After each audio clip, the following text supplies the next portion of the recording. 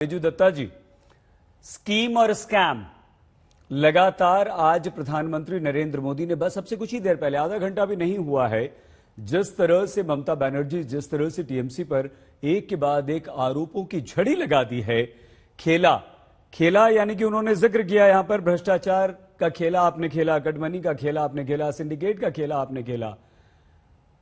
अब मुद्दे आ रहे हैं ऐसा लग रहा है रिजू जी, लेकिन आपकी तरफ से क्या सिर्फ गद्दारी, सिर्फ बीजेपी में आपके नेता शामिल हो रहे हैं, या ये स्कीम तो हमारे पास पहले थी जिसे बीजेपी अपना बता रही है? कैसे आप लड़ेंगे बीजेपी से? देखिए अंसारी साहब, पहले मैं आपको इतना बता दूं कि हमारे बंगाल में सबसे दुर्भाग्यजनक बात है कि ये बंगाल ऐसा एक प्रदेश है जहां पर हर जगह के लोग रहते हैं और 87% लोग बंगाली में बात करते हैं, और इनके ना प्रचार के लिए ना इश्तेहार के लिए एक भी बंगाली आदमी नहीं मिला और ये लोग बंगाल में चुनाव लड़ने आ गए। पहला बात ये।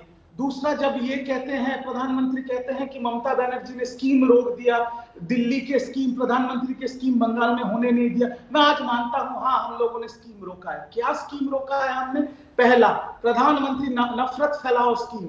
दूसरा, प्रधानमंत्री गरीब और किसानों को मारो योजना। और तीसरा, प्रधानमंत्री पागल बनाओ योजना। ये जो दिल्ली से बैठ के, दिल्ली से यहां पर कैंपेनिंग करके आके झूठ बोल बोल के बंगाल की मासूम जनता को ये लोग जो झांसे में लेने की कोशिश करे, इसको दीदी अकेली डट के खड़ी होकर रोक रही है। और हमने जो विकास किया है वो तो एकमात्र। हाँ बोलिए रिजू जी, अगर ये सब कुछ है, आपने वाकई इतना काम किया है, आपने बंगाल की जनता को उसकी मूलभूत सुविधाएं अगर दी हैं ममता दीदी ने और आपकी टीएमसी ने, तो फिर डरने की क्या जरूरत है? और इससे क्या गलत संदेश नहीं जाता रिजू जी कि भाई एक बाहर का व्यक्ति, अरे ये पूरा देश आपका हमारा सबका है ना भैया, बाहर के बीजेपी वाले बाहर के कैसे हो गए?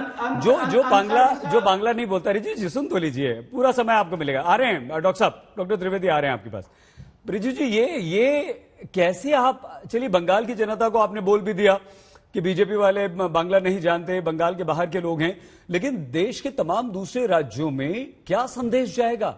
आप ये देश में कैसी बात कर रहे हैं, बाहरी और अंदर वाले की? रिजू जी, मैं इसका एकदम सीधा जवाब आपको दे रहा हूं। हम जब इनको टूरिस्ट गैंग बोलते हैं, बाहरी बोलते हैं, हम सिर्फ इनको भाषा के तौर पे नहीं बोलते हैं, हम इनको इसलिए बाहरी बोलते हैं क्योंकि ये बंगाल सिर्फ आते हैं पॉलिटिकल मौसम में, और इनको बंगाल से कोई लेना देना नहीं, ना बंगाल की संस्कृति, ना बंगाल की जनता, ना बंगाल का कुछ जानते।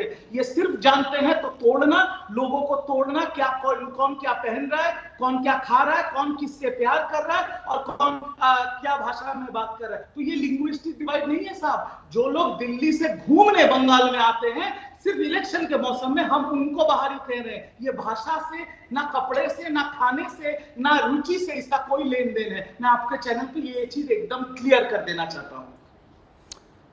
डॉक्टर सुधांशु त्रिवेदी, डॉक्टर साहब, ये बाहरी वाला मुद्दा तो खैर पहले दिन से टीएमसी की तरफ से आ रहा है, लेकिन जो अब आप पर रिजू दत्ता और ममता बनर्जी भी आरोप लगा रहे हैं कि आप तोड़ने यहां पर आ रहे हैं, आप नफरत फैलाने यहां पर आ रहे हैं, आपको लगता है कि बंगाल की जनता को बीजेपी और आपके तमाम स्टार प्रचारक जो एक आक्रामक चुनाव प्रचार कर रहे हैं, लोगों के बीच जा रहे हैं, समझा पाएंगे कि हम आपके भले के लिए आ रहे हैं?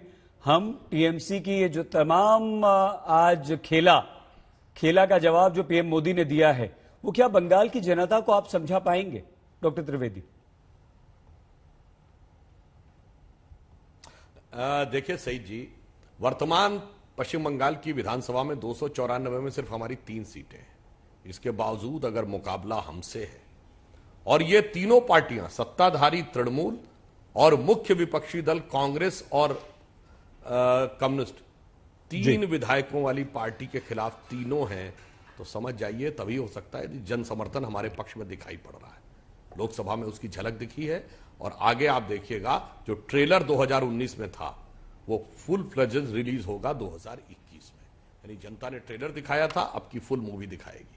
हाँ, जो बाहरी वाली बात कही, तो मैं पूछना चाहता हूं रिजू जी, आपकी सांसद जाकर रिसीव करती हैं किसको? राकेश टिकैत जी, पंजाब के रज्जोवाल जी, अतुल अंजान जी, योगेंद्र यादव जी, ये कितने बंगाली हैं, कितने बंगाली बोल पाते हैं? पलक पावड़े बिछाकर उनका स्वागत। और वो बाहरी नजर नहीं आ रहे जिसके लिए 2005-6 में ममता बनर्जी जी लोकसभा अध्यक्ष के ऊपर फाइल फेंक रही थी। यानी बांग्लादेशी घुसपैठिए नजर नहीं आते, रोहिंग्या बाहरी नजर नहीं आते, और वह लोग बाहरी नजर आते हैं। सईद जी, मैं ये बात पहले भी कह चुका हूं, फिर रिपीट कर रहा हूं। भारत की राजनीति में 3 ही राष्ट्रीय दल हैं, कांग्रेस, भाजपा और कम्युनिस्ट पार्टी। कांग्रेस किसके द्वारा स्थापित थी? एक अंग्रेज अधिकारी ए ह्यूम के द्वारा स्थापित गुलामी के कालखंड में। कम्युनिस्ट पार्टी वो तो एक इंटरनेशनल पार्टी की इंडियन ब्रांच है, 1925 में स्थापित।